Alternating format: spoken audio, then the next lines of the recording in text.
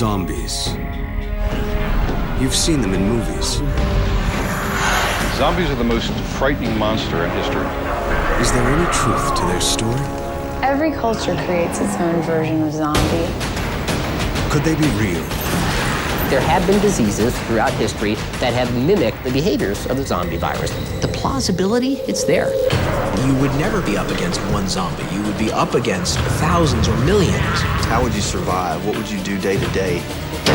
It is total destruction, the zombie spine cut in half. Are you ready for a zombie apocalypse?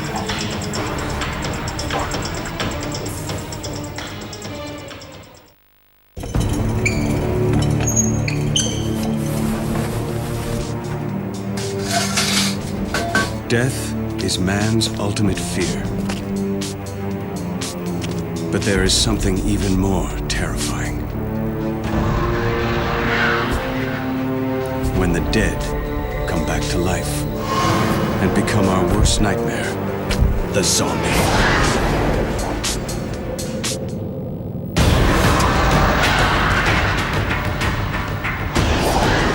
Every kind of human attribute is gone. They look human, but they're not who they were.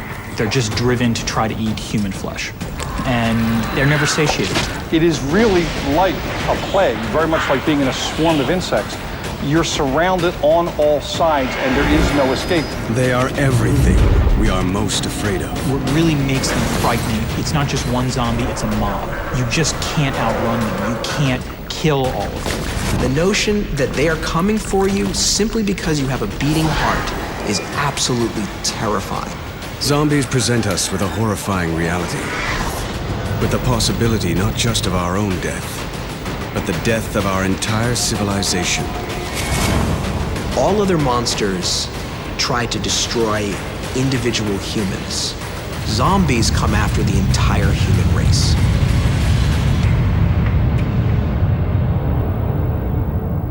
To understand zombies, you have to know where they come from. Our modern zombie comes from a film made in 1968 by a then unknown American director named George Romero, Night of the Living Dead.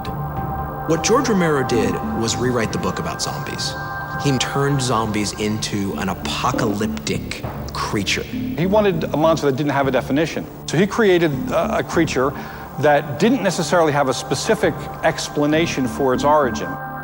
Romero's vision of the end of civilization as a zombie apocalypse captured the primal fears of Americans in 1968. What started as a low-budget horror movie became an international sensation. Today, Romero's zombies continue to come back from the dead in ever greater numbers. More than half of all zombie movies have been made since September 11th, 2001.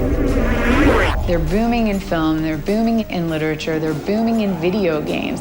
Everywhere you look, there's a zombie right now. It's ingrained in pop culture. But Romero did not invent the zombie. The creature has been around as long as man has walked the earth. Zombies first appeared in one of the earliest works of literature, the Epic of Gilgamesh. In one of our oldest known works, the Epic of Gilgamesh, Ishtar says, "I will raise up the dead and they will eat the living. The dead will outnumber the living." This sounds a lot like a zombie apocalypse. The word zombie means animated corpse and comes from the Haitian voodoo religion, which has its roots in Western Africa. Historically, a zombie is rooted in the voodoo religion, and it's a person who has had their mind controlled by somebody else and is working as a slave. The voodoo zombie that originated in Africa and ended up in Haiti is very different from Romero's zombie. The word zombie technically refers to the traditional Haitian voodoo zombie. That has nothing to do with the modern culture of the viral, ravenous, carnivorous horde that we now refer to as zombies.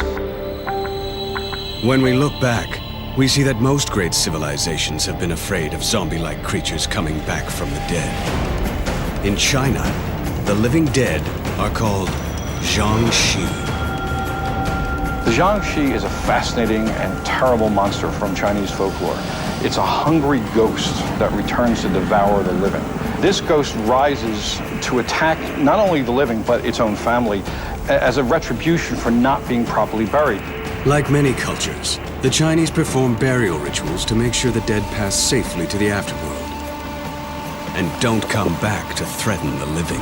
In improper burial, the spirit doesn't get a chance to move on. It lingers here in torment, and it takes that torment out on those who are responsible for giving it the proper care at the point of death.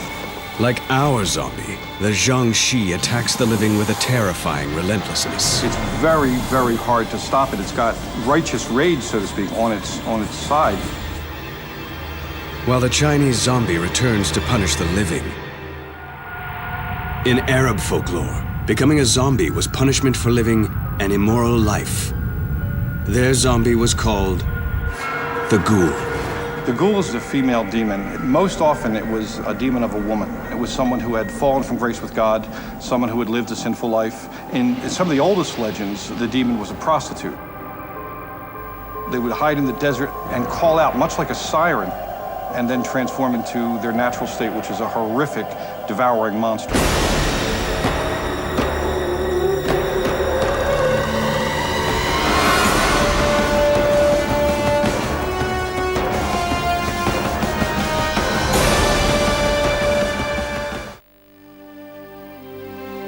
The ghoul was so compelling a figure, the word ghoul became the name of Romero's zombie in Night of the Living Dead.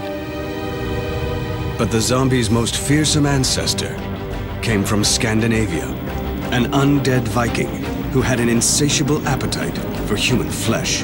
It was called the Draugr.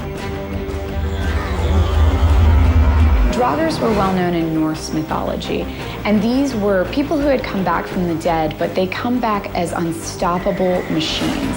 And the only way that you can stop them is by somehow luring them back into the ground. It does retain some degree of its own intelligence, which makes it a little more frightening because it knows what it is and delights in what it is. The only thing that can stop it is a hero, and we're talking something that's superhumanly strong.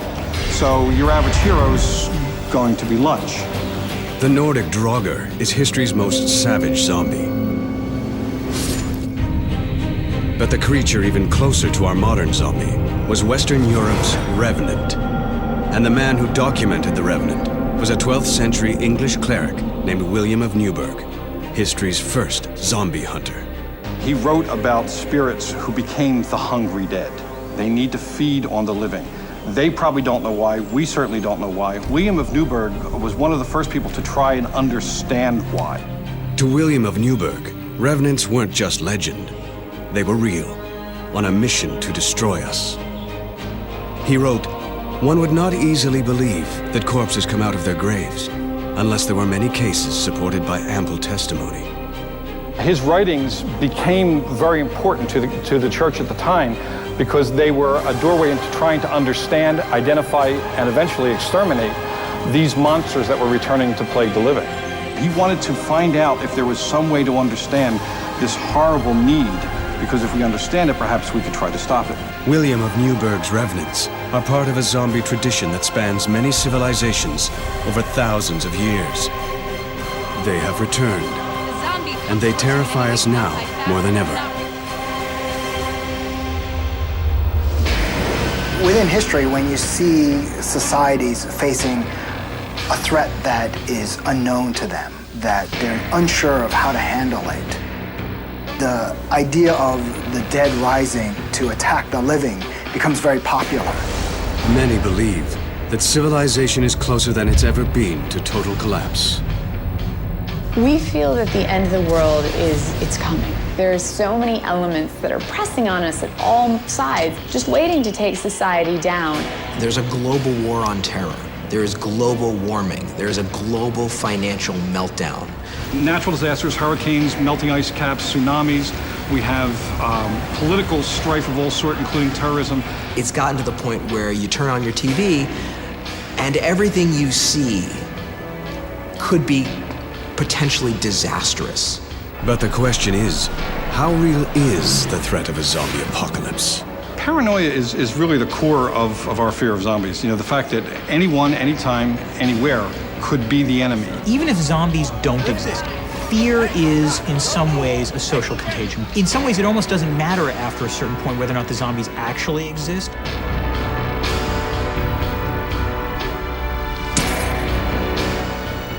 With our survival as a species at stake, zombies are back from the dead, and they are closer than you might think.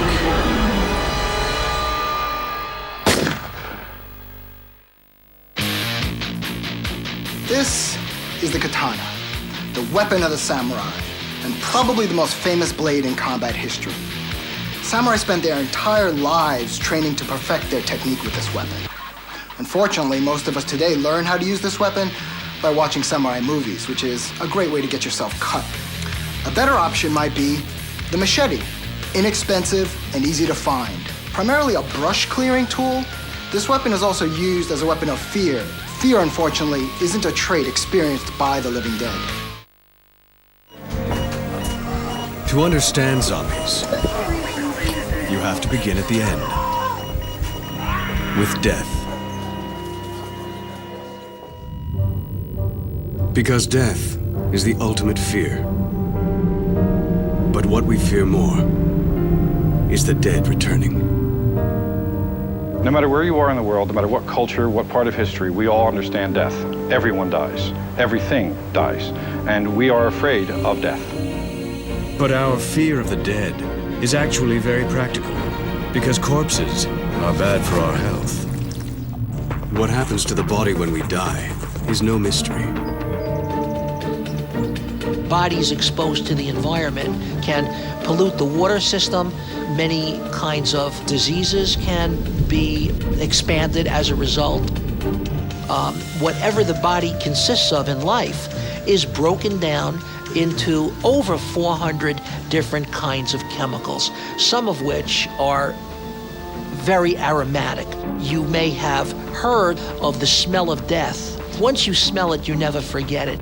Given the grotesque physical reality of corpses, human beings learn to dispose of their dead quickly. One of history's first examples of burial was found in Pontinuad Cave in Wales, where remains were deliberately placed about 225,000 years ago.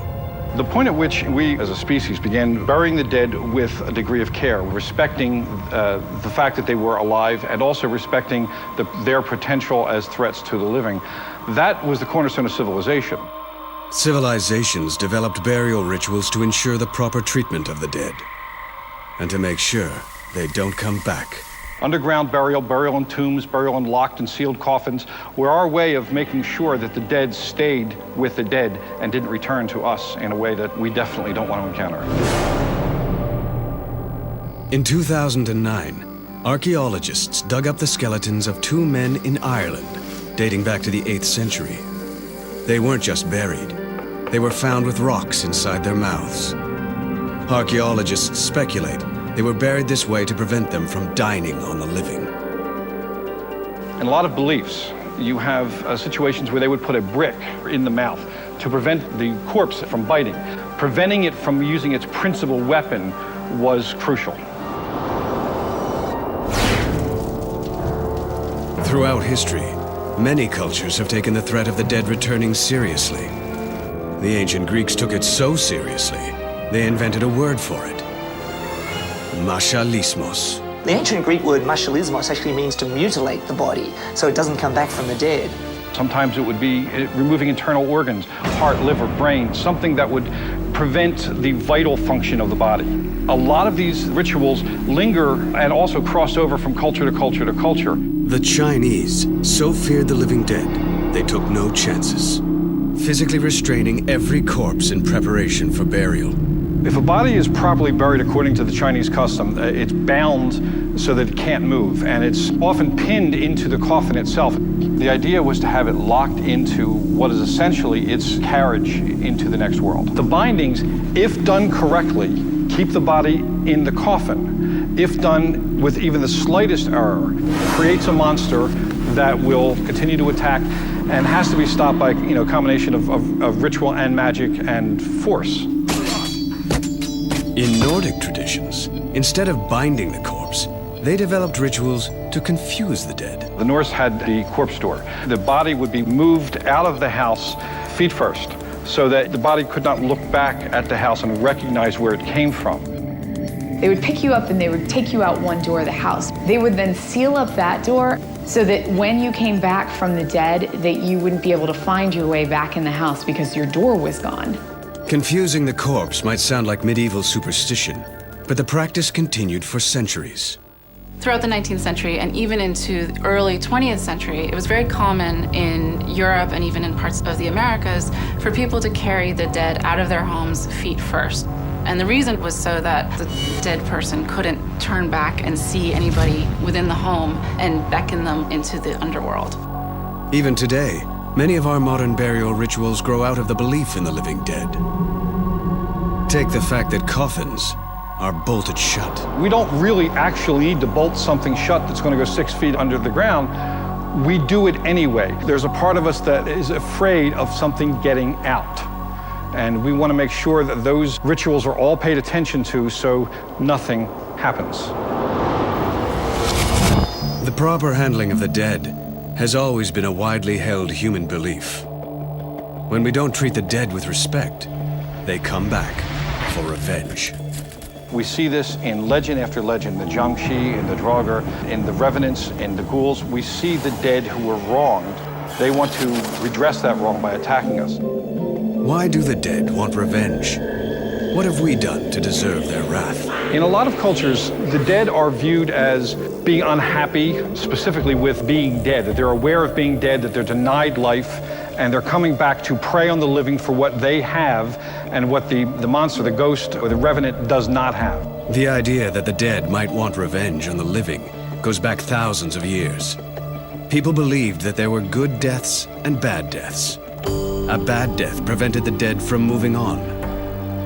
The good death opens the doorway to the next world. The bad death closes it and locks you here. And that's the basis for many of our monster beliefs, especially the zombie belief, that the bad death causes that spirit to remain here and angry and vengeful. What makes a death bad? A gruesome end, the wrong kind of burial, or a sinful life. If there's something that twists the life of this person or the death of this person, they're bound to earth and they are driven by this insatiable hunger.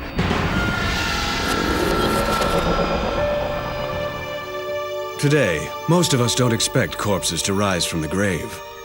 But at the center of one of the world's great religions lies that very idea. To this day, Christians in most denominations, when we go to church on Sunday, we recite the Nicene Creed, or the Apostolic Creed, which includes some version of, we look forward to the resurrection of the dead. But is the resurrection a story of the undead? The resurrection of Christ is symbolic of coming back from the dead in a positive way. You can make an argument that he's the anti-zombie. He is coming back from the dead to bring life. The whole point of Christianity is to, yes, raise the dead, but also to give eternal life. Whereas a zombie is there to chomp on one's friends, family, and neighbors. A zombie is a perfect paradigm of what life in hell would be like. Now, the point is that Christ offers you a way out of hell. He would offer you a way to exist as a non-zombie. Is a life free of sin the key to preventing the undead? And is one of humanity's greatest sins, cannibalism, the key to understanding the zombie? This menacing-looking weapon is the medieval mace. If you've ever swung a stick or a bat, you can use this weapon. An improvised version of the medieval mace is the simple crowbar, not only to gain access to supplies to keep you alive, but as a weapon against the living dead.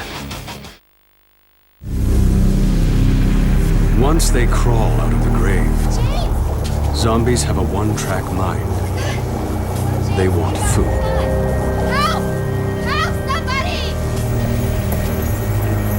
What the hell happened? He's been bitten. And there's only one thing on the menu.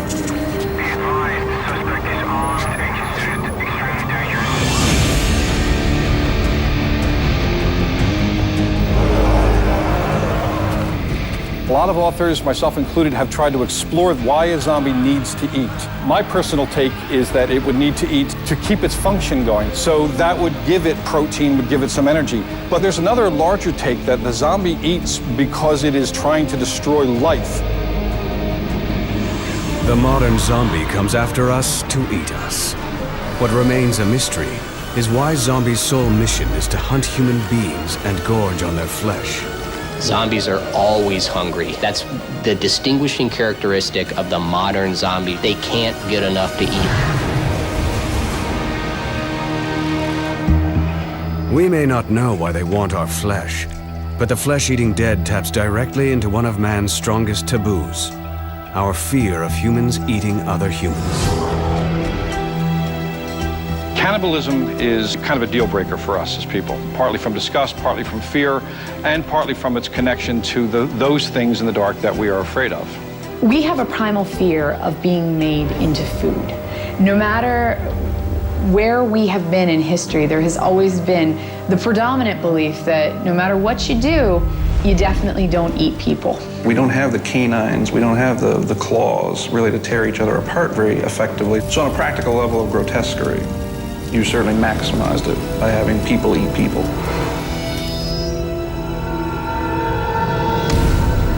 Stories of cannibalism can be found throughout history, including the myths of ancient Greece. The all-powerful Titan god Kronos ate his firstborn son to prevent him from seizing the throne. Kronos had overthrown his own father for the power of the world. And so he was pretty smart about it, and he thought, okay, well, my kids are probably going to try to overthrow me. So to avoid this, he ate them. Kronos eventually ate his first 5 children. When the 6th, Zeus, was born, his wife hid the baby away.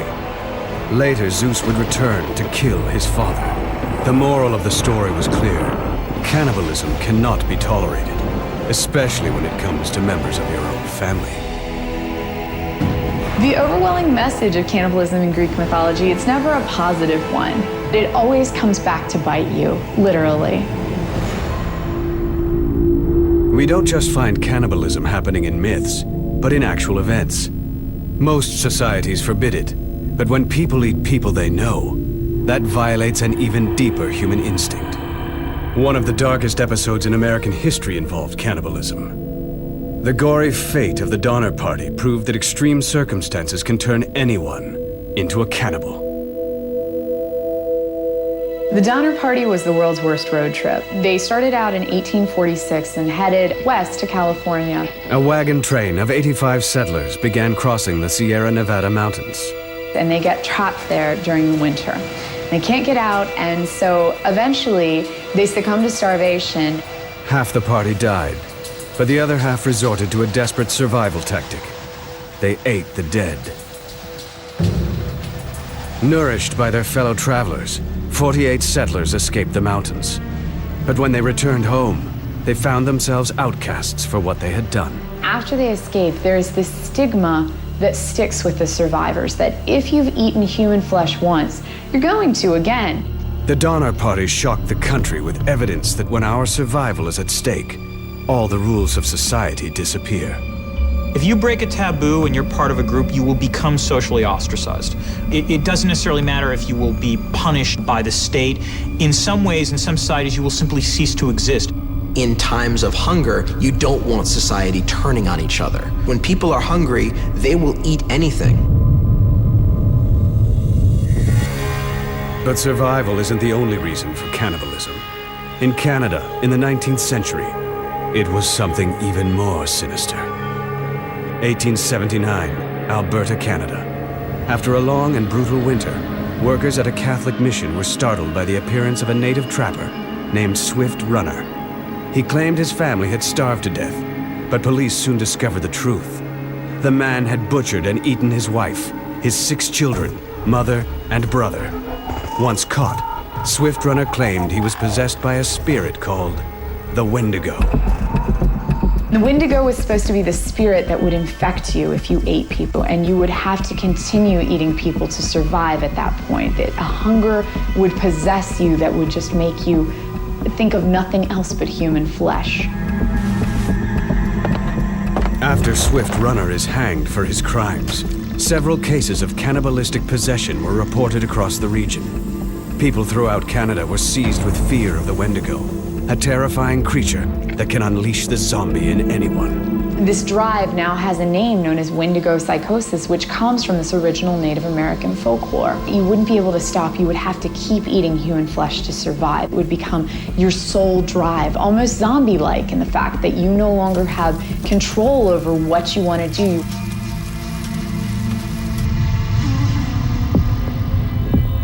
More recently, another man driven by the hunger for human flesh brought the horror of zombies to life.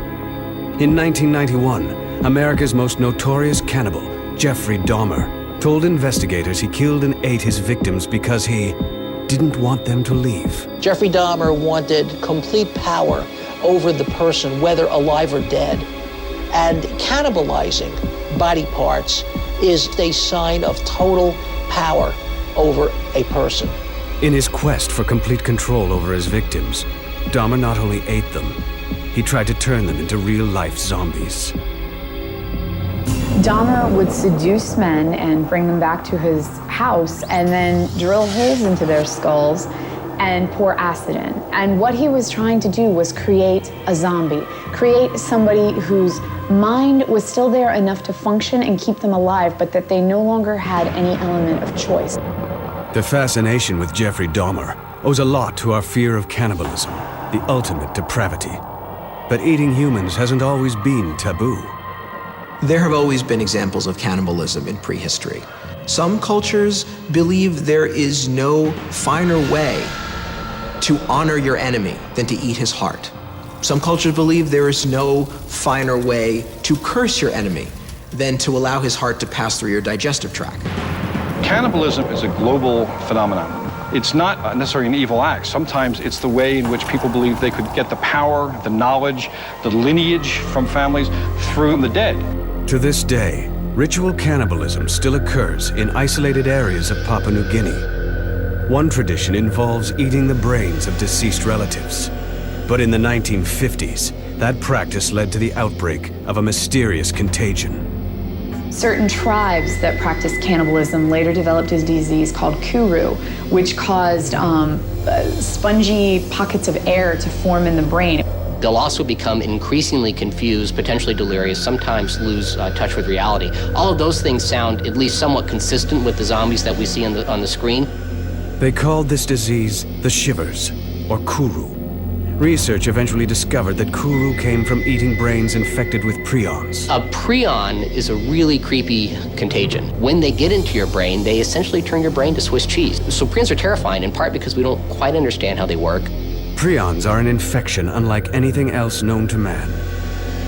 The most well-known prion is mad cow disease, which transfers to humans when the victim consumes infected meat, leaving them in a helpless, zombie-like state. A brain ravaged by mad cow disease will have certain elements of the zombie brain. They have myoclonic jerks. They will eventually become ataxic, unable to walk so well. They'll also become increasingly confused, potentially delirious. When we start thinking about the various potential contagions that could lead to a zombie disease, prions has got to be near the top of the list. We can be infected by prions, and they produce zombie-like symptoms in their victims. Could these deadly brain-chewing prions unleash a zombie plague?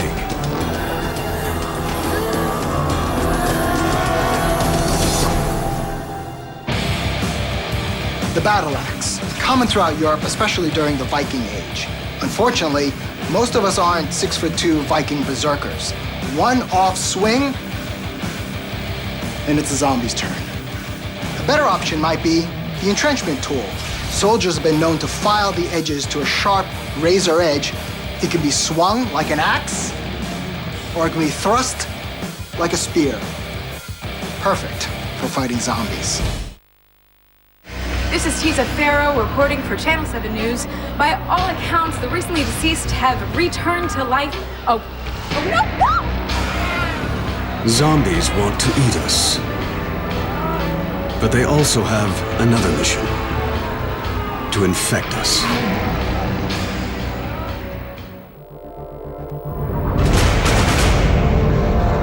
A zombie is raised by a disease. and has a single biological imperative, which is to spread the virus by biting and consuming human beings. That's the whole design, the whole purpose of the zombie is to make other zombies, to go out and infect others. That's why they exist. It spreads from person to person very quickly. Sometimes it's a bite that will pass it, so it's being passed through saliva. Sometimes it's specifically the zombie blood.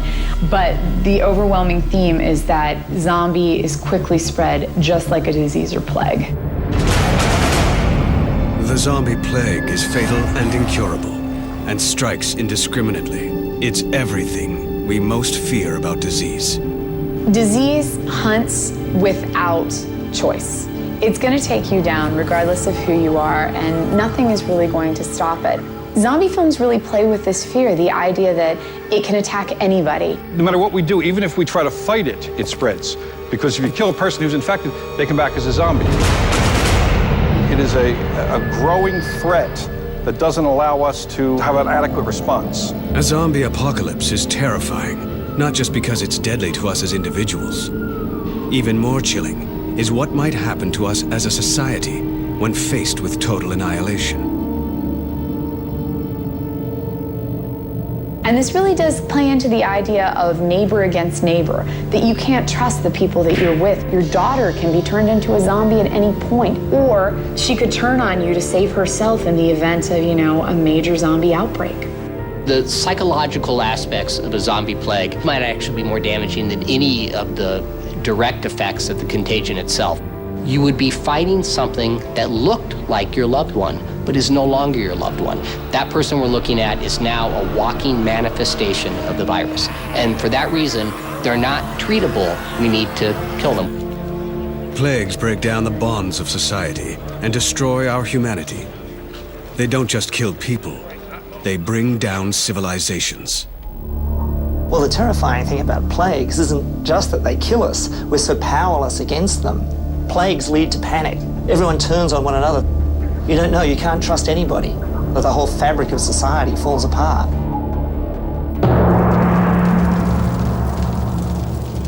History has shown us the apocalyptic effects of plague before. In the 14th century, a bacteria spread from Asia to Europe, killing off 1/3 of its population in less than 2 years. They called it the Black Death, known later as the bubonic plague.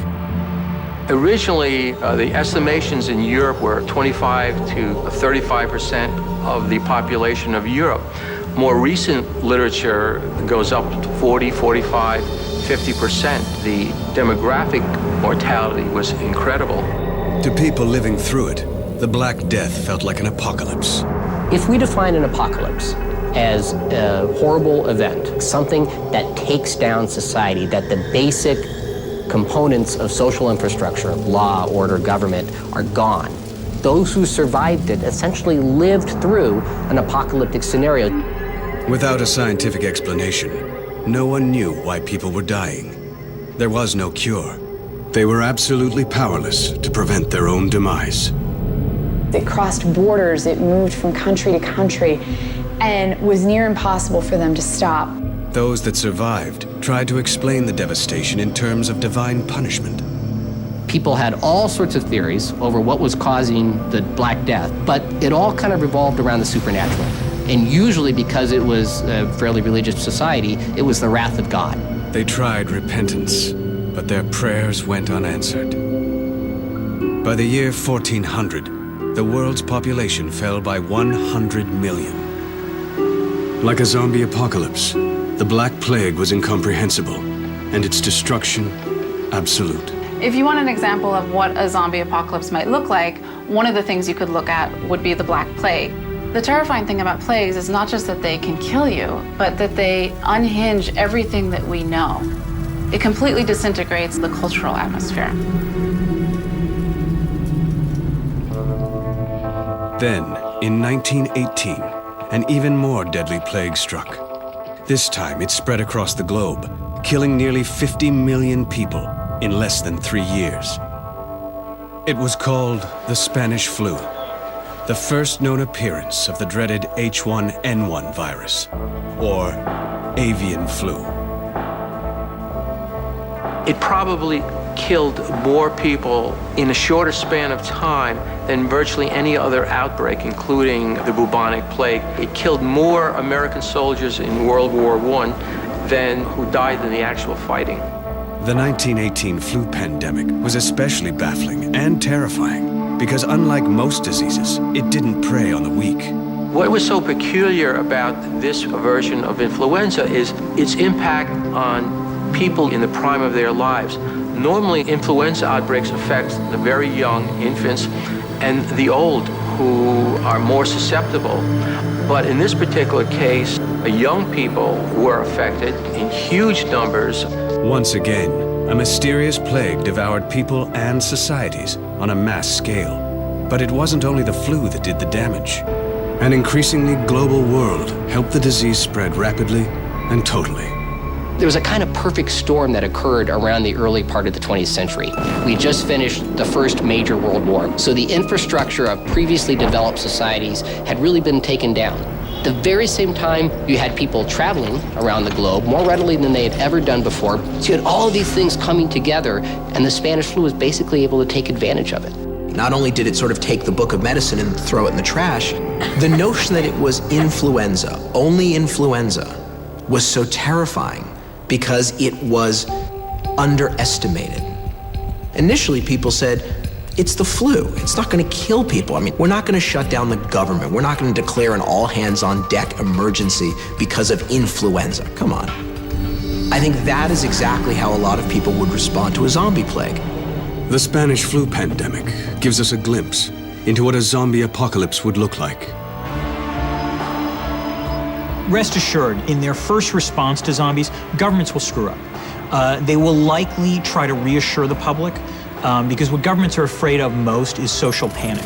The moment that you have a lack of faith in government institutions, that's when public trust starts to break down and the kind of post-apocalyptic scenarios start to become conceivable. Like in a zombie apocalypse, the Spanish flu devastated entire populations because people could not imagine or would not face the possibility of extinction.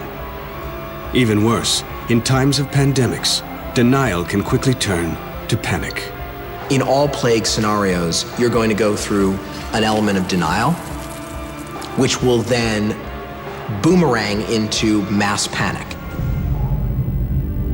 When plagues have hit society in the past, there is first almost always a sense of panic or uncertainty, in large part because people don't know what's causing the plague. And until you do know what's causing it, there will be various wild conspiracy theories. In our own time, other potential pandemics have emerged that raise the specter of another global apocalypse. SARS, mad cow disease, the West Nile virus. They proved less dangerous than first feared, and they have helped prepare us for the next and perhaps more horrifying outbreak. There's been West Nile virus, there's been H1N1, there's been the SARS virus, there's been mad cow disease. These bugs have seemingly come out of nowhere, have gotten a lot of press, and because of that, we've gotten better at recognizing the early warning signs and being able to distinguish them from all the other things that make people sick. That would be essential for recognizing an early outbreak of a zombie plague. Scientists have begun using the model of a zombie plague as a way of studying pandemics. Their conclusions are not exactly comforting. A group of biomathematicians at Carleton University in Canada, who normally study pandemics, created a very sophisticated linear programming model to see what would happen if, in fact, you had these kinds of zombies.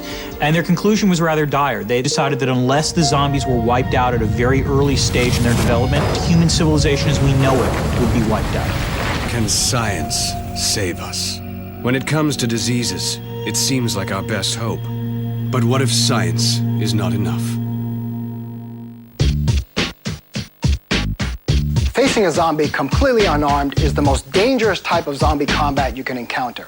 Now, this particular zombie is pretty tall, so one thing that I can do is attack the legs. As your opponent attacks, I drop down, hook the back of his legs, and push his shin with my shoulder, taking him off balance. From here, I can make my exit or finish him with a stomp to the head. One zombie is easily defeated. The problem is, they rarely travel alone. They move in hordes.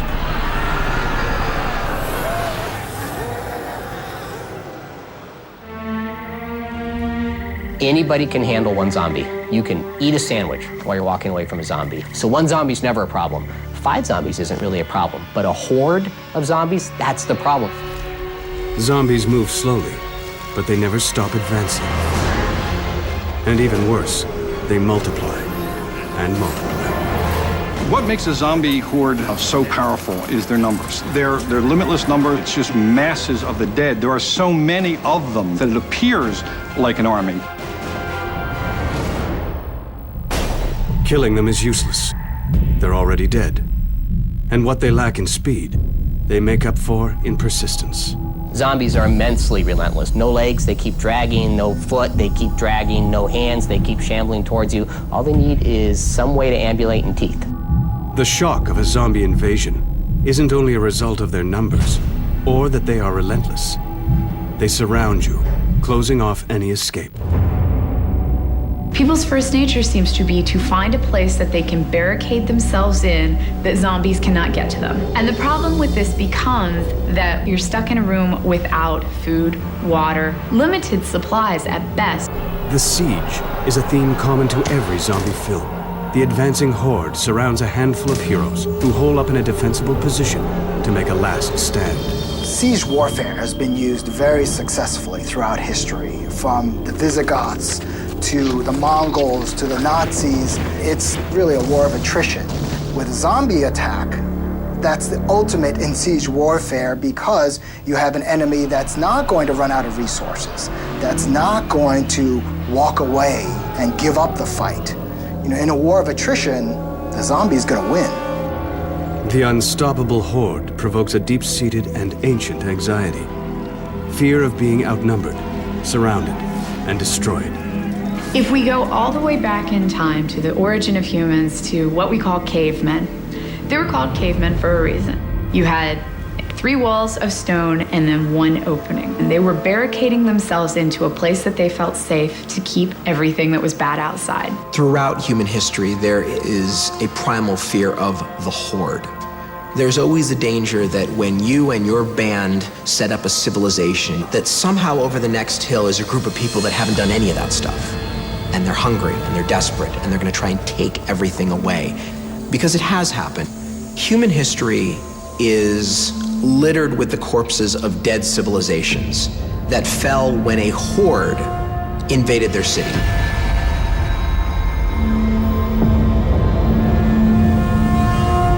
One of the most famous examples of a destructive horde appeared in Rome in the 5th century. For nearly 1,000 years, Rome had stood at the center of the most powerful empire on earth. But suddenly, from the uncivilized north came the Visigoths, a wild tribe that relentlessly swarmed the city. Well, the Romans were terrified of the Visigoths. Suddenly they were surrounded by these brutish, wild barbarians who were about to storm through their most sacred places. To have them actually sack their city was the end of civilization as far as they knew it. Within 2 years, the Visigoths had swallowed Rome whole. The so-called Eternal City was no more.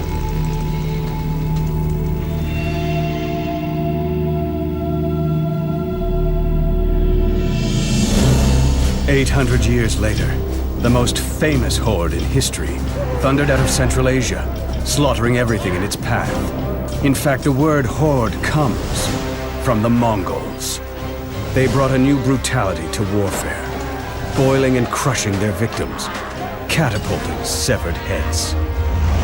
Any invading army is terrifying, but there is a reason why we still talk about the Mongolian invaders. They would pillage, they would eat their prisoners.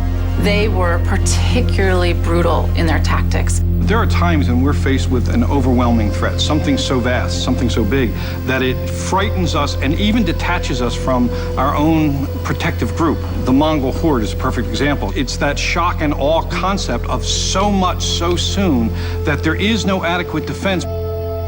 In the mid-13th century, the Mongol horde stormed into the city of Baghdad and laid waste to the jewel of the Islamic Empire.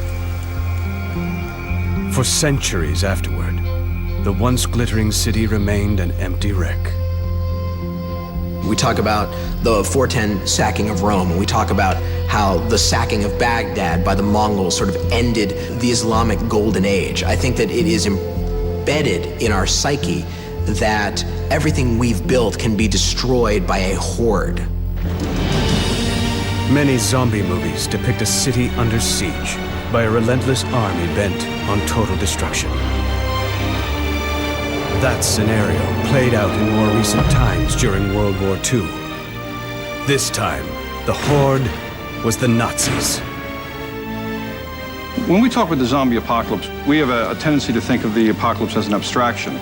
But this is something we've actually seen in various places around the world. A good example is the siege of Leningrad. Leningrad, 1941. Thousands of Nazi troops surrounded the Soviets' cultural capital, triggering one of the longest and deadliest sieges in history. Battles raged for nearly 900 days. Thousands starved to death in the streets. It was called the Hero City, and the majority of citizens were indeed heroic. But there was always one black marketeer who could sell you a little meat cake. Nobody ever admitted there was cannibalism in Leningrad, and nobody ever asked where that meat came from. Everyone was at war. There was constant murder. There was cannibalism. There was every kind of horror. It was total, absolute war. Anyone living in that moment was living at the end of the world. I think World War II in the East more closely resembles a zombie war than World War II in the West. Suddenly, Russians looked up and saw panzers rolling across their wheat fields, and there was no negotiation. Churchill referred to the Nazis as mechanized barbarians. The word barbarian means that there is no common ground, and I think that's absolutely terrifying for people. Hitler is a monster of wickedness, insatiable in his lust for blood and plunder.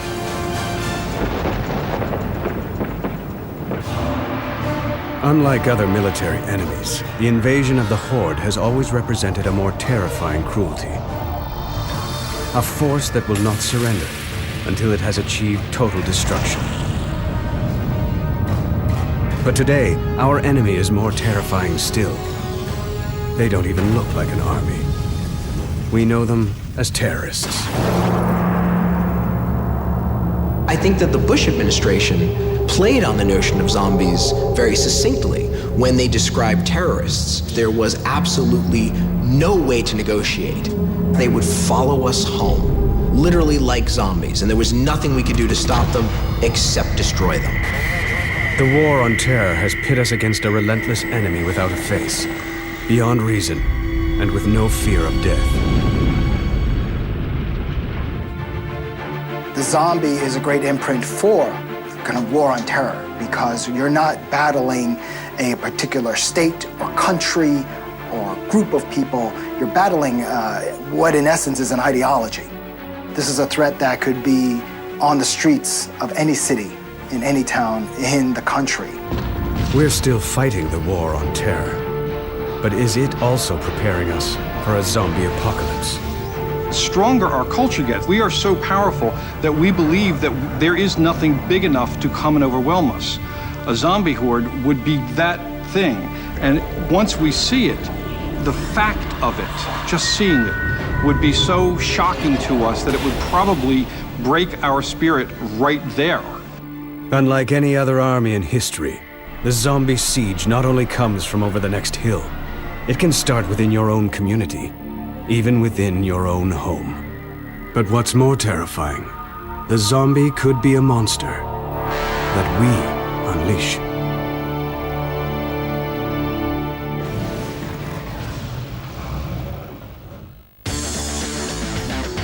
The spear is one of the oldest weapons in history, the earliest versions of which were nothing more than a stick with a sharpened tip. It requires a very precise thrust, which may be difficult when facing the living dead. Another effective tool at long range is the sidewalk scraper. It can be a very effective zombie weapon. Its large, flat blade can be used to thrust, and if it can crack the harsh northern winter ice, it can certainly do the same to the zombie skull. How do these things stay alive? Look at this thing, it's been shot full of holes, and it keeps snapping away. Zombies return from the dead. They eat human flesh. They spread like a virus. They invade like a relentless army. But the most terrifying thing of all, we create them.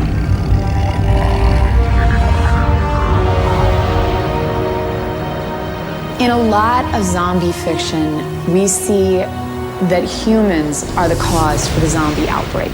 It's biological warfare. It's something that we've created. We might be responsible for bringing zombies to life, sometimes unintentionally. Very often, one of the ways in which zombies are created is not intentionally, but rather through an accident at a secret government lab. In many stories, humans try to harness the power of nature for our own purposes. But the technology we create ends up unleashing a destructive force that consumes us, a zombie apocalypse. Hanging in the background is this idea that somehow we've done something, either radiation, genetic engineering, bioterror weapon, something. We've done something to unleash this. There's a fear that by tweaking with science, we're ultimately tweaking with our own destiny and creating these superbugs, so to speak, that will end up causing our demise.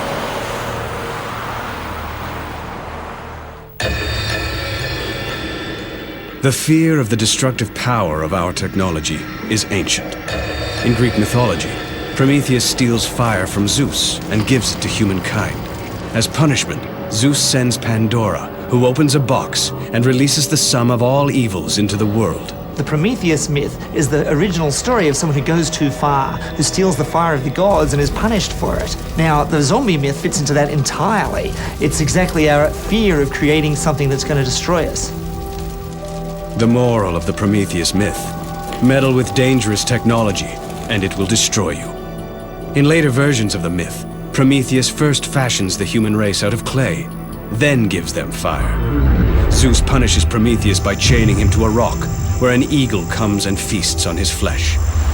These are cautionary tales about man playing God, that you shouldn't try to create your own beasts, and that ultimately what is dead, you should allow to stay dead. In the Prometheus myth, man plays God, and he is devoured. Enshrined in Jewish folklore is another zombie-like story of how man's creation can turn against him. It's the famous tale of the golem.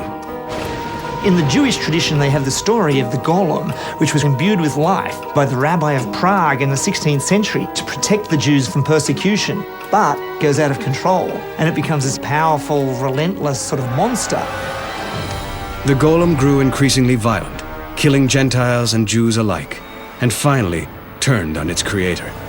The golem goes crazy, and then it's up to the creator to take it down and decide how it can be destroyed. The rabbi was forced to kill the golem by removing the amulet around its neck that gave it life. The Golem is a perfect tale about why we shouldn't try to play God. It's the classic cautionary tale. We don't know enough about the universe. We think we do, and hubris is something that often comes back to bite us.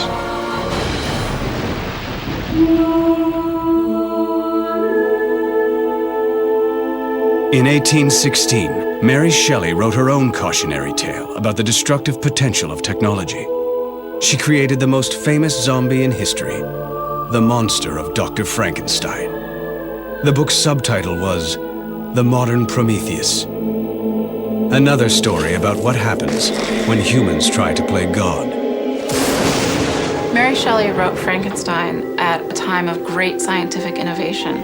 It was challenging the way that people related to God and to knowledge and to what was possible and what was not possible. People were afraid that we were tinkering with nature in a way that was more bad than good. Shelley drew on the Prometheus story of a mortal making humans from clay. But in her story, Dr. Frankenstein brings life to the dead. He builds his monster by stitching together segments of corpses. Dr. Frankenstein jolts the monster to life using the electric shock of lightning called galvanization. Galvanization is a theory that came out in the late 1700s that if you applied an electrical charge to a corpse, that it would reanimate it.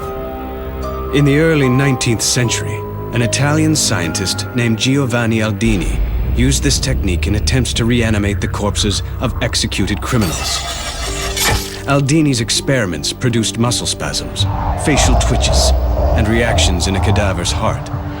London newspapers erroneously reported that one convict, George Forrester, had been brought back to life. The case of George Forrester being electrified till he came back from the dead was one of the primary influences on Mary Shelley to write Frankenstein. In Frankenstein, I think that Mary Shelley was making a large commentary on technology getting ahead of us. That as we discover these new technologies, we shouldn't be playing God. We should be accepting of death as death. When Shelley wrote Frankenstein, people feared how science and new technology might destroy an old way of life.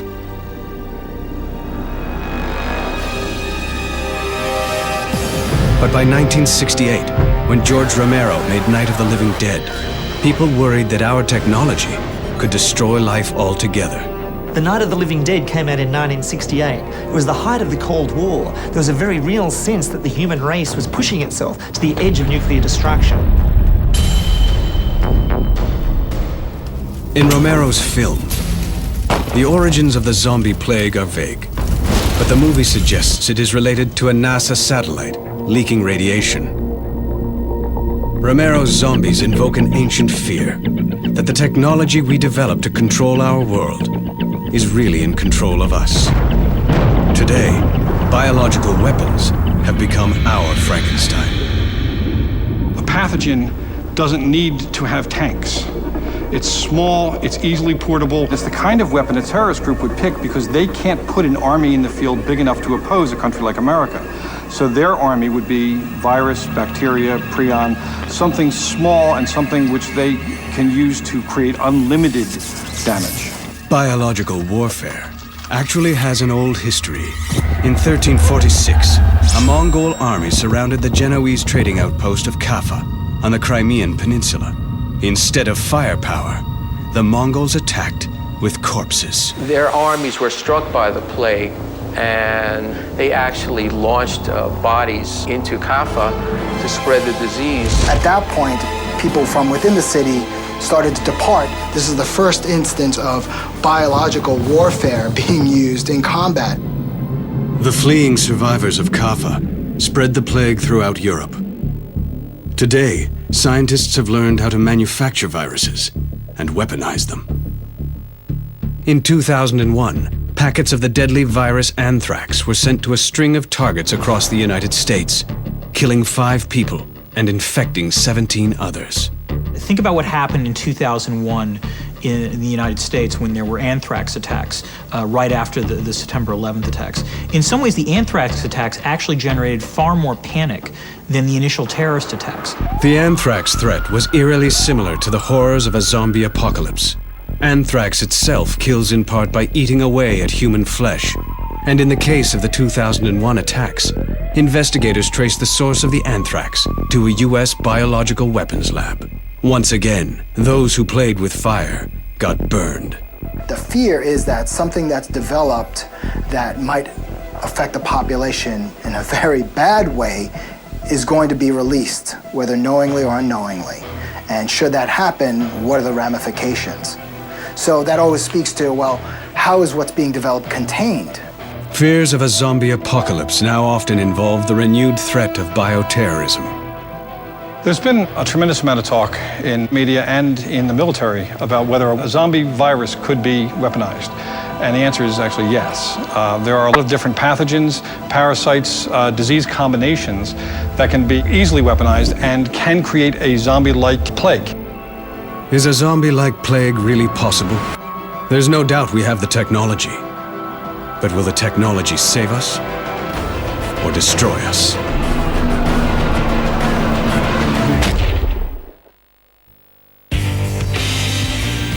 In military and law enforcement, it's often taught to shoot center mass. There's many vital organs in the upper torso of the human body.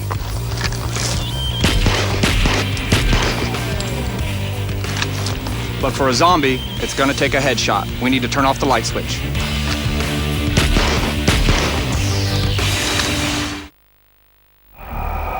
Like other reports that are coming in from around the city, the situation here is descending into... Today, zombies surround us. In comic books, on TV, in movies. But what if they were really here?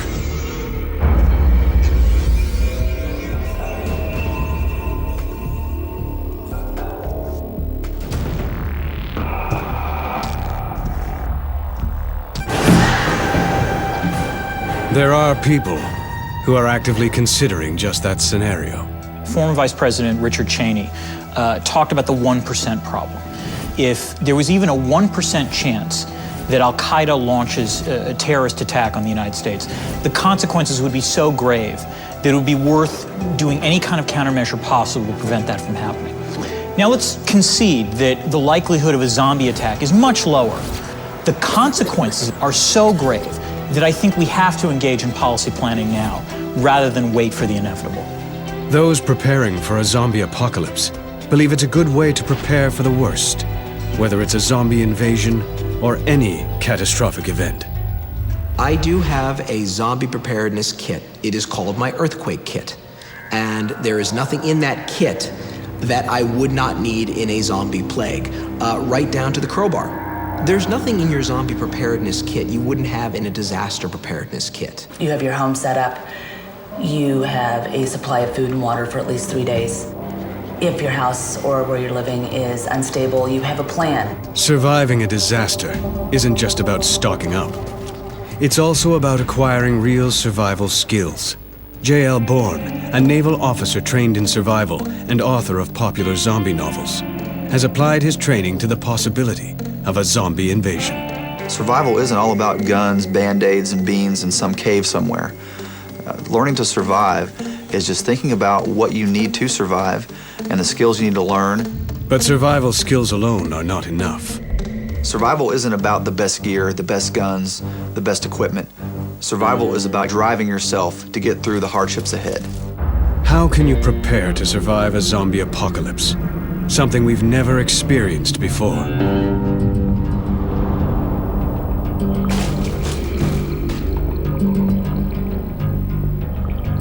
Pop culture would tell you that bugging out is the best option. And just grab your bag, grab your gun, grab your gear, head out on the wastelands and become a nomad. I'm here to tell you that bugging out should be one of your last resorts. You want to remain in place as long as you can. If you're going to stay put, then you have to be prepared to turn your home into a fortress. As far as fortifying the average home, the average person could go to the hardware store and go ahead and get some plywood and have it ready like you would for a hurricane to keep your windows from being smashed out. Survival experts call outfitting your home bugging in. But when that fails, and you have to set out into the post-apocalyptic wilderness, that's called bugging out. It's a person's last resort for survival, and for good reason. You have to abandon all your possessions.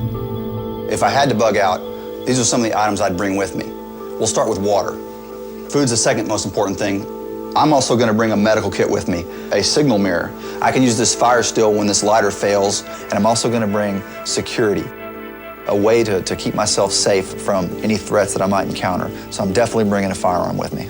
My priority would be to keep things light, because ounces lead to pounds and pounds lead to pain. When bugging out, your only means of transportation may be on foot. If you think you can hump 25 miles with a pack in a day during a zombie apocalypse, you're really mistaken. Without cell towers, without GPS, without a map, how will you know where you're going?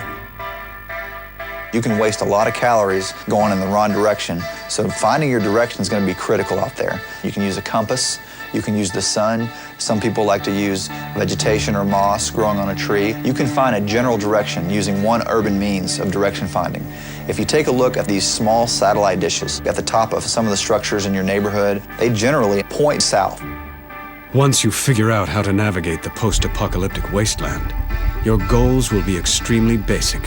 High on my priority list if I'm bugging out in a zombie wasteland is a source of water. I want to find some place where I can fill up my water bottle and purify it. Right after that is going to be food. Ideally, I can go in and find some food in an abandoned store, but that should not be your primary plan because chances are it's probably already been taken. So your backup plan is going to be wild game. And what if wild game isn't abundant? At times, surviving an apocalyptic scenario requires the skills of a pioneer. At other times, the skills of an insurgent. I'm going to have to keep my eyes out for any homes that are abandoned that I might be able to extract food from. When you're approaching a house, you want to be very careful in your approach. You want to make sure that it is abandoned. If not, you want to communicate with those inside so they know you're not hostile. When inside, your mission is simple. Find the basic elements for survival. Food, water, shelter, and security. Those are my priorities. I'm going to look for things like plastic trash bags to be able to make a solar still to gather more water. I'm also going to look for things like candles. I'm going to head into the kitchen, I'm going to head into the bathroom, places like that where I can find some household bleach that I can use to purify water. But food and shelter are not enough to survive. There's another bigger problem. Zombies are out there, and they are coming after you. What can you do to stop them? If an apocalypse happens, if we're faced with a real threat, I don't want to be doing jump spinning ninja death kicks. I want to be doing something direct and practical. If you break the knee, which anyone can learn to do in a couple of seconds with one or two basic kicks, the zombie's going to fall down. A crawling zombie is not as much of a threat as a walking zombie. Disabling a zombie helps, but the only way to stop one is to destroy its brain. Zombies are killed by bashing in their heads. Every movie you see, it's the gun, it's a hammer, you gotta hit them in the head. And your basic blunt object can do the job. My preference is for a blunt weapon. Most people know how to swing a heavy object, whether that object is a hammer, whether that object is a 2x4, or whether it's a real weapon like a mace. Some say the more practical choice would be a weapon with many uses. My weapon of choice is probably the machete because it's light. I can use it to chop firewood, I can use it to clear brush, and also it's a peasant's weapon. I tell people who want fancy weapons like a samurai sword that you kind of need to be a samurai. But not everyone agrees that melee weapons would be enough. Given the human skull, you're just going to wear yourself out if you're trying to beat them all to death. Even though the conventional wisdom is you want a melee weapon because they don't run out of ammo, you certainly can't rely on that. Still, others believe nothing can replace sheer firepower, including firearms expert Kyle DeFore. My weapon of choice in dealing with the undead, really an M4. I mean, I say that because it gives me standoff. You know, I can stay further away from whoever. But which firearm would be best? Let's look at 4 readily available and popular firearms that you could use during a zombie apocalypse.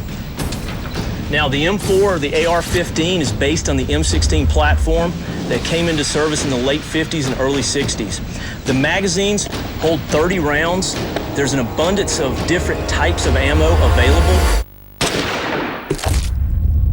Disadvantages, it's going to be a little bit harder to conceal, and ammo for this gun might be a little bit hard to come by. For up close zombie threats, handguns are a great choice, like this .22 target pistol right here. Advantages to this: the rounds are very small, they're available at hardware stores, and you can carry a lot on your person. Disadvantages, you're only going to get about 25 to 50 meters of good distance out of this weapon, and it's not going to punch through any type of barrier very well. Shot placement is critical. If you look right here, my entrance wound where I put it was somewhere right above the bridge of the nose. We follow it to the back and we see the exit wound, and the exit wound's not near as dramatic, but it still got the job done. And another popular handgun is a 9mm handgun. 9mm kind of bridges the gap between .22 and, say, a 12 gauge. It gives you excellent barrier penetration. They're accurate and they're effective out to about 50 meters. Disadvantages: 9mm, again, might be hard to find unless you're near a military or law enforcement area.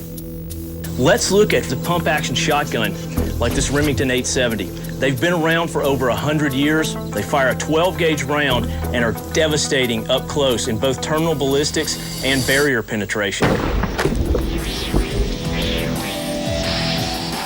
and a devastating wound. On the back side back here, if we look, it is total destruction. Pons medulla is completely gone.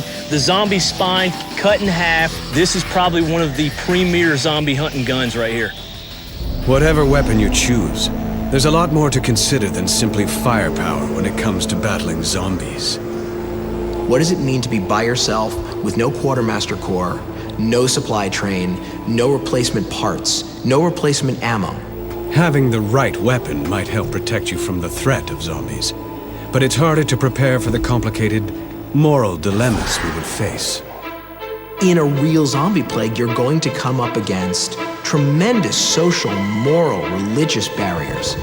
Is somebody really going to want to turn their child over to the CDC? Or are they going to keep their child tied up in their room hoping that somebody's going to come up with a cure? Is somebody really going to let a neighbor shoot their mother in the head? If disaster strikes, we want to believe we will have what it takes to survive. We want to believe we can do it all alone. But can we? Ladies and gentlemen, our world is now a very different place. While the enemy may look like our friends, our family, they are no longer who we remember them to be. Stay there! Only through swift, decisive action will we send them back to the gates of hell! Across America, citizens are trying to imagine what a zombie apocalypse might look like. Even the US government has turned its attention to zombies. In May of 2011, the Centers for Disease Control published an official memo on how to survive a zombie apocalypse. A gentleman at the CDC wrote on the CDC's official blog a piece about zombie preparedness. And his point was that preparing for a zombie apocalypse is exactly like preparing for all of the other disasters that we've been hearing about for the last 10 or 15 or so years. When they came and asked me about it, I said, absolutely, establish a zombie task force, and let's think about a creative way to engage people in thinking about their own personal preparedness. Zombies are the perfect 21st century threat. If you think about the sort of common threats that we have to cope with, pandemics, climate change, terrorist attacks, zombies perfectly map onto these kind of ill-defined threats. If you can get a bunch of young people to start learning about stocking up on food and water and medical gear, it doesn't matter whether you tell them zombies or not. The point is, they're ready. A zombie attack would be a crisis on an unimaginable scale. What would a zombie invasion look like? The apocalypse would probably begin quietly. A few unfortunate doctors would see the first infections. In a zombie apocalypse, a hospital, any hospital where victims are brought, will be ground zero.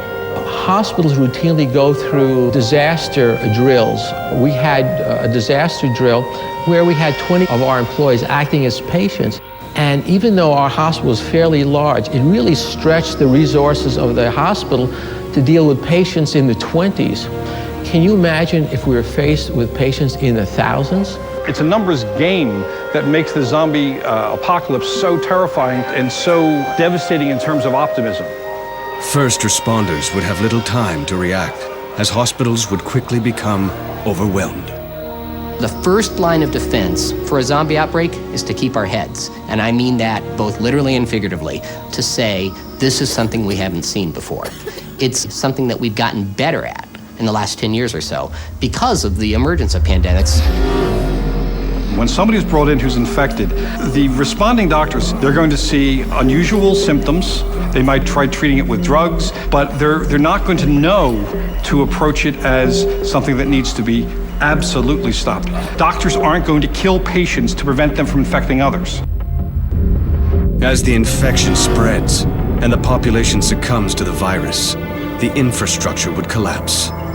It won't take long for the grid to go down. You see disruptions in electric, gas, things like that, because there simply wouldn't be enough people to occupy those positions and keep the infrastructure up and running. The social order would start to crumble.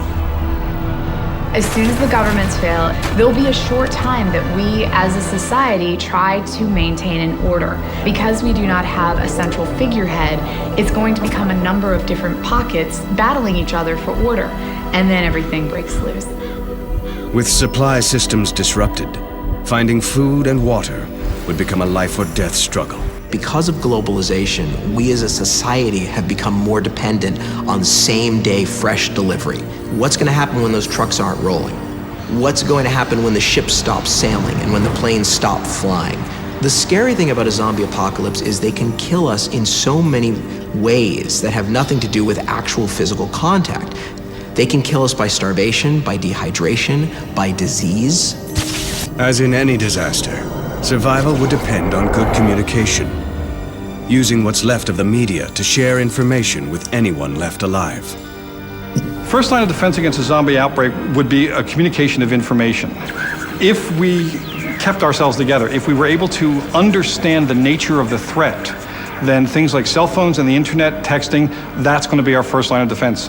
It kind of sounds funny that Twitter might actually stand between us and the apocalypse, but it could very well be the thing.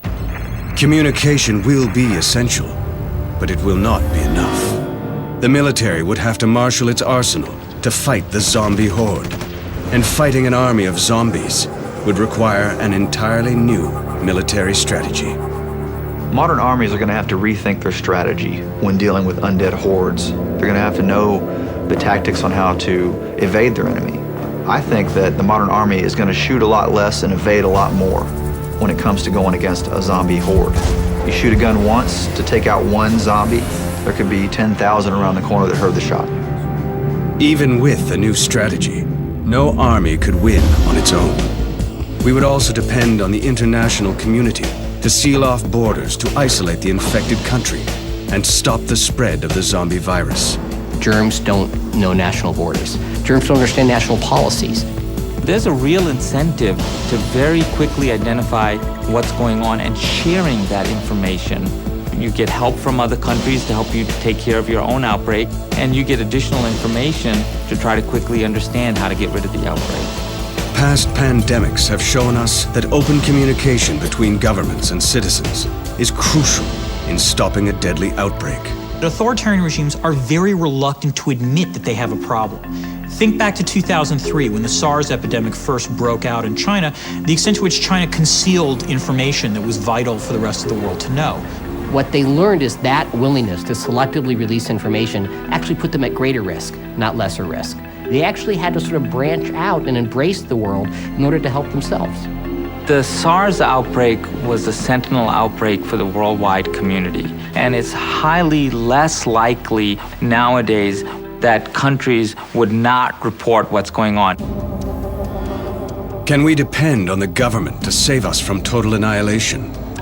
Recent history has shown us that governments may not always be our most reliable asset during major catastrophes. Katrina showed us what a zombie apocalypse might look like, in that you saw a complete breakdown of the system at every level, from the president down to the New Orleans Police Department.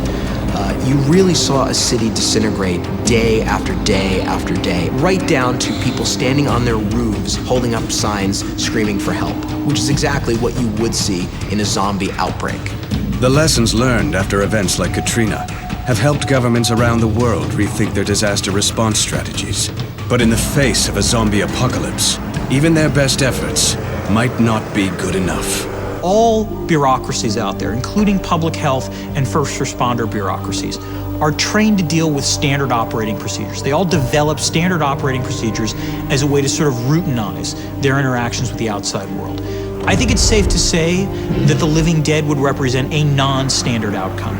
So in all likelihood, if they were to deal with them at first, they simply wouldn't know that they were making mistakes, and they would, as a result, make those mistakes.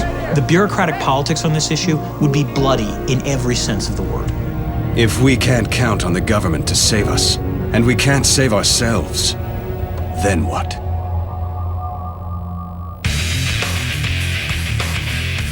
Now, the mistake a lot of people make is that they only worry about the zombie's mouth and don't understand that there are two outstretched hands looking to grab you in as well. This triangular sector comprised of the mouth and the hands is what I call the fatal funnel. What you want to do is avoid the fatal funnel by stepping off and checking the hand. Grab the throat, hook the leg, push the head. Now where the head goes, the body will follow. And from here, you can either make your escape or finish your opponent with a head stomp.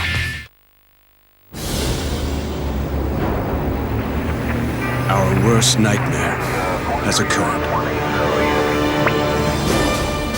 Zombies have invaded, and the devastation has been total.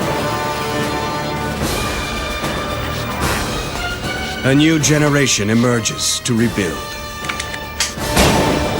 Generation Z.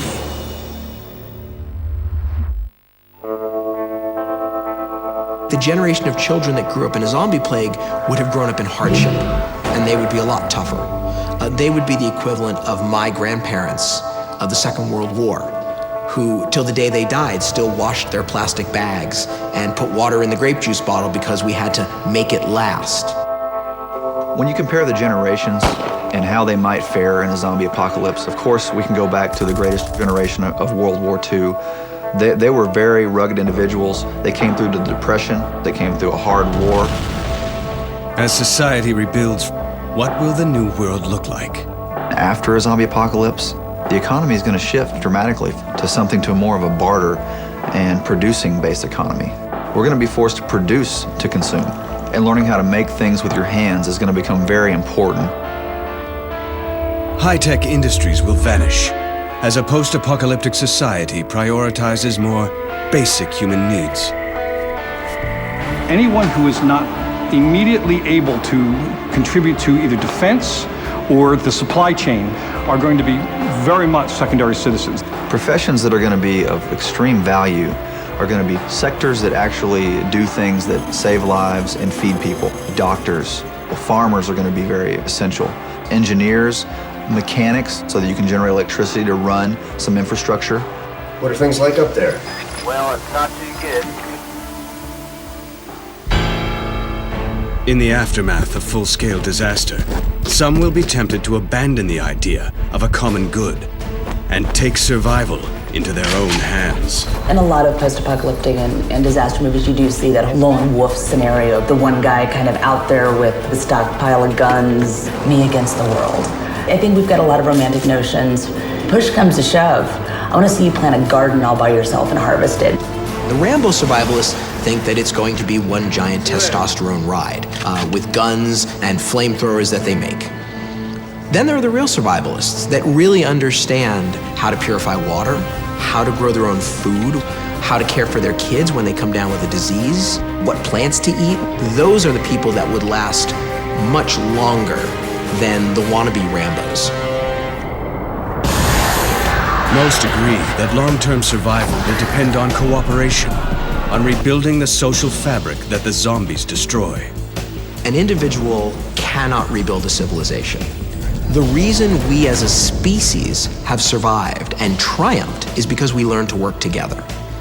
And in this country, the notion of working together has sort of become taboo. But the truth is, in a crisis, people need to come together. They need to trade, they need to form some sort of mutual protective society.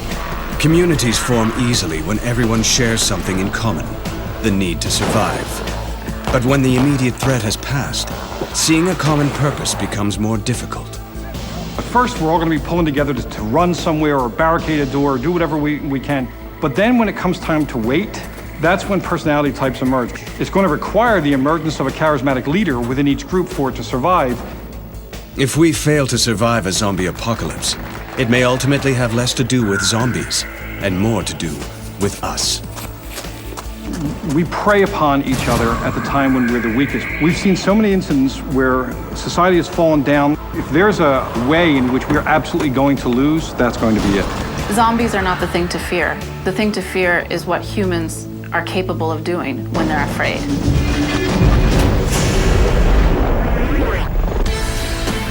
If human nature is often our own worst enemy, is there anything we can do to prevent us from self-destructing? In St. Louis, Missouri, one group is taking action ahead of time. Meet the Zombie Squad.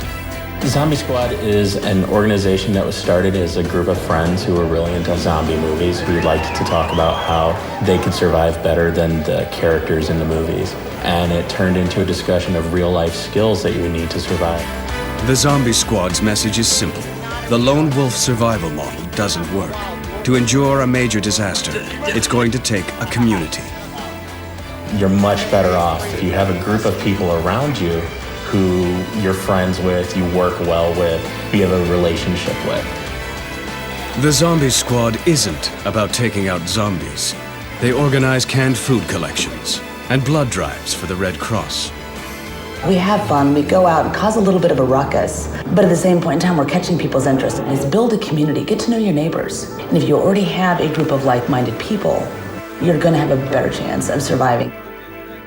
At first, not everyone is able to take the Zombie Squad seriously, including members of local government. I was like, what? They're dressed like zombies? Is this Halloween?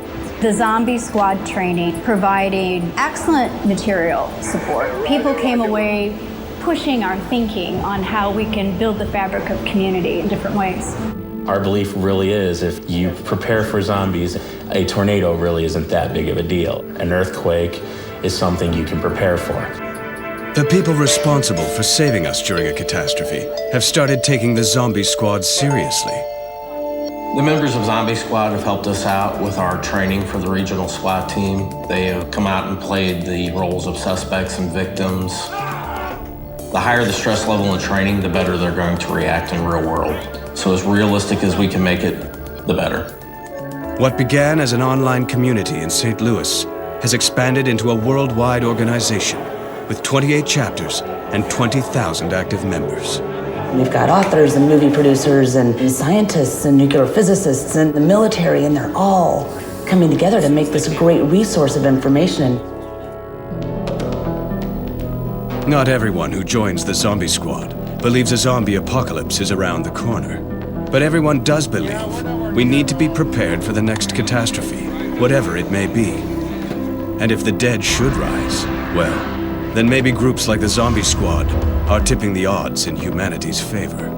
Our hope is that in times of crisis, that enough people will rise and show their better qualities. They'll be the ones that stand up, take a stand against the zombies, but also against the human predators. If there are enough of them, they may be the rallying points for our counterattack and our ultimate survival. Zombies present the greatest threat to civilization we can imagine.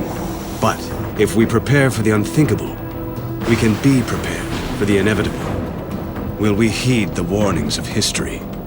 Or are we doomed to a fate worse than death?